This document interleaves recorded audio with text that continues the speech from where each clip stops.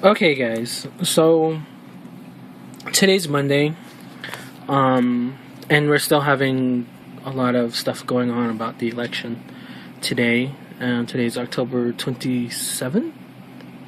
Well, the news up there says 28th, so I think it's a midnight somewhere. It's midnight someplace. I think it's just midnight on the reservation. Anyway, so Monday came and went. They're at the election office, at the hearing office today. I'm gonna say stop. I'm gonna stop saying. They decided that they were gonna wait for more testimony about. I just said it about the legal aspects of removing and adding and stopping the election. And this is right here. The election board is waiting for legal advice from Navajo Nation Attorney General Harrison Sosi. Now, Harrison Sosi had walked in there, I think, about 10 o'clock today, and stated, we can't do this, or there's other things going on right now. There's actually a grievance and a lawsuit being filed by people for this whole election thing, to not throw out votes and to keep this genie on there.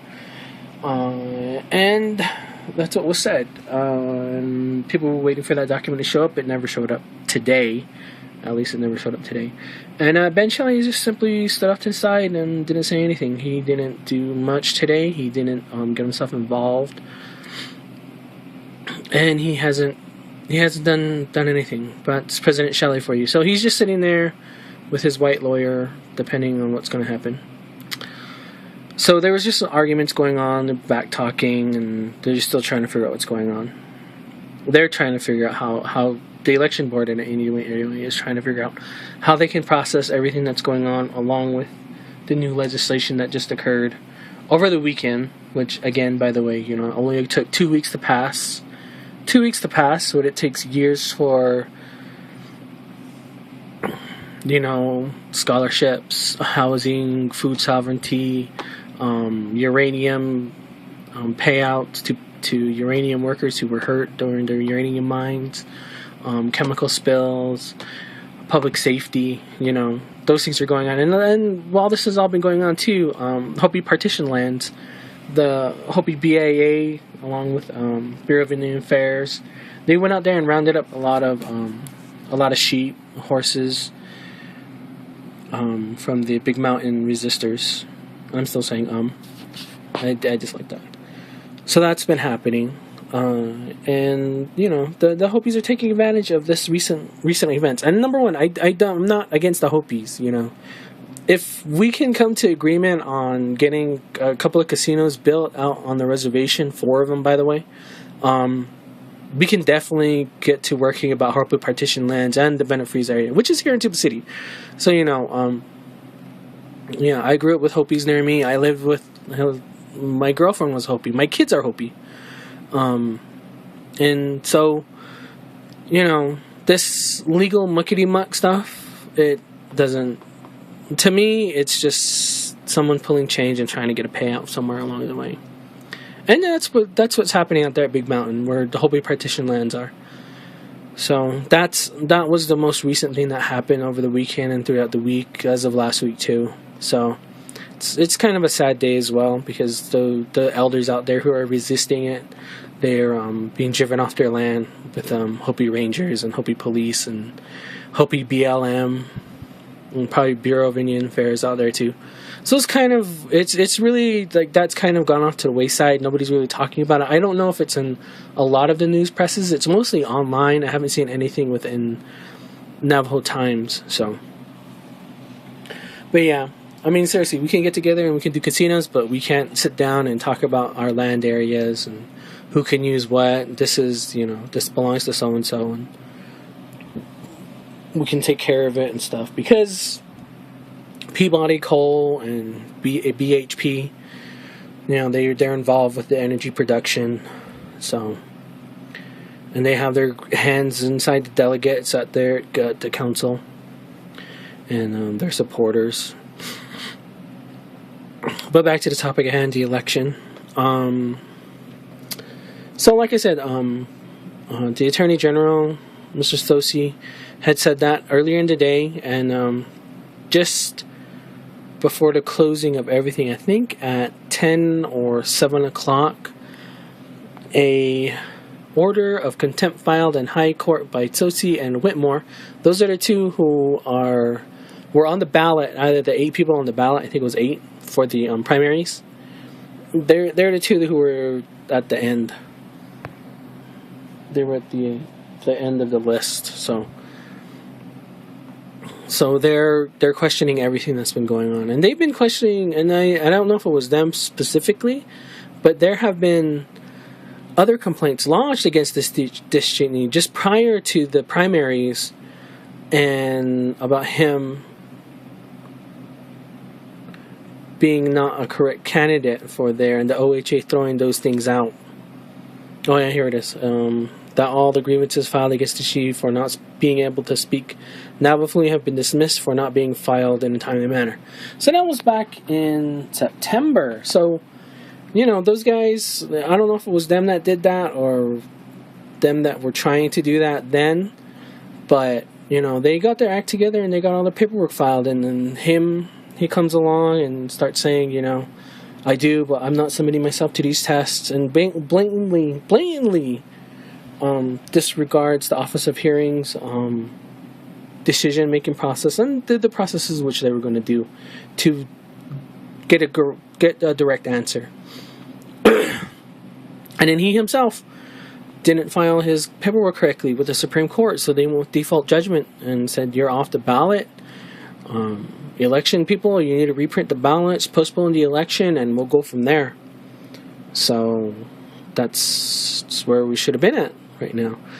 But the election office, being as who they are, they have stated that they do not side with either Shelley or Deschetny, but they want to be able to do the right thing here with regards to the voting and everything. But that doesn't make a lot of sense, because they have their own rules and regulations within the election board, and how they should go about doing their thing. So they should already know how to do things already. Doesn't matter if the Navajo Council has passed a couple of more laws and everything. It doesn't pertain to them. It's not really a law yet. It's just legislation. They shouldn't be standing around trying to wait around for somebody to push something through for the betterment of one person. And this comes straight down to the will of the minority over the will of the majority. I myself am a Navajo. I don't speak Navajo fluently, but I know enough to know that this is wrong. We don't change things for one person simply to benefit that one person. So that's where we are. And they filed an injunction, a contempt filed by Stossy and Whitmore attorneys against Deschetny election and the election office, because they're willingly going against anything the Supreme Court has said. And Deschetny has stated in his Facebook post I think it's his political Facebook, not his personal Facebook page, that he respects the Supreme Court's decision, but he says that they've got it wrong and he'll keep fighting it. I mean, how can you respect their decision but disagree with it and continue to fight against it? And he really wants to be president of the Navajo Nation, which, dude, you were doing legislations and stuff like that underneath Shelley and underneath Shirley too. You helped purchase this stupid mine that we don't need before the lease ran out. So now the Navajo Nation's stuck with that thing. If a worker gets hurt or there's an OSHA violation out there, guess what? Yeah, we're going to be responsible for that, and we're going to have to pay out that person. So, this guy, this Cheney, so there's a lot of shady things coming up about him, and that city lady too, as the vice president. But yeah, so we're back to this thing here, and they have filed a contempt of, I think it's contempt of court. Is issued writ of madness last week, which is issued by the Supreme Court for them. And election board, election administration to comply with Section 44 election code. So you see, the codes are already there. So why isn't the election board following their own codes of conduct and doing the things that they need to do in order to get this election in process and to get the correct candidates on there that have been gone through the vetting process and that have passed the correct qualifications to get there? I'm sorry, I think maybe I've been talking too much all week. But yeah, that's going on. So we are still in limbo, and Shelley has decided that he's going to wait until Tuesday or Wednesday for his decision. But he should definitely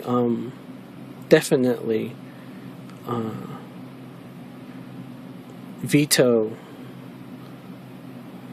that legislation. And right now we're in a power struggle between the Supreme Court, the judiciary branch, and the legislative branch, the Navajo Council, on who has power, And basically it comes down to, if the law's already written and it's in the books and it's there, the judiciary interprets it. So there's precedent set about disqualifying candidates. It's been done with school board members here on the reservation. So the precedent has been set already. So there's no question about it. It's just glad-handing, smoke screens, people, disinformation. A lot of it's really just mostly disinformation. And, the legislative body can't just change laws because it doesn't fit or it doesn't benefit them or anybody, period. And there's a lot of flip-flopping going on, too, as well, with certain people who were supporting Deschini, who believed in him. They're flip-flopping back and forth. Actually, there's people who are changing their votes, too, as well. Council delegates who are changing their votes from, I believe, for to against. So that's happening. And now we've got this order of contempt, which is good. I mean, it should be done. I want to see this done through. I want to see who truly has the power here on the reservation.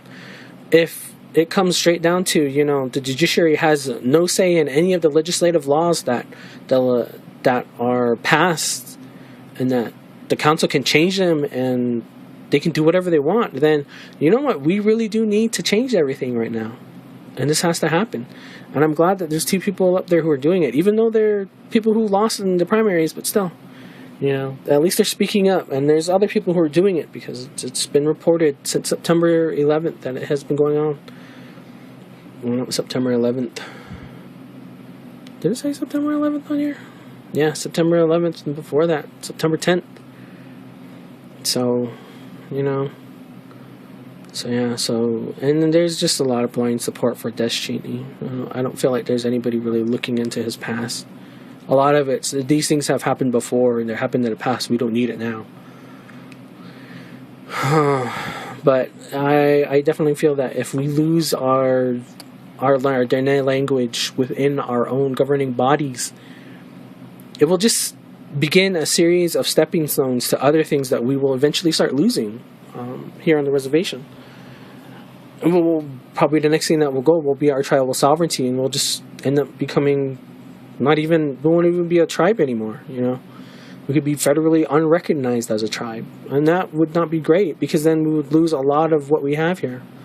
It may not be much, but hey, we got something, It's a lot more than some tribes have right now, especially some that live out there in California who aren't even federally recognized, who were denied recognition, or it was taken away. But yeah. So it's still a tumultuous time, and it's across several tribal newspapers on other reservations too. So, and also on that contempt, it says that the 2 people are asking the supervisors be immediately stripped of their elected positions as board members for their blatant defiance of the lawful orders of the court. Lawful orders of the court. Now, if this had happened to some real-of-the-mill person, real-of-the-mill Navajo guy, woman, child, they would have been handcuffed, taken down to the Justice Center office, and put into the jailhouse, and photographed and fingerprinted. But these are elected officials, so, it's just that hierarchy thing. Okay, well, I'll talk to you guys later. Bye.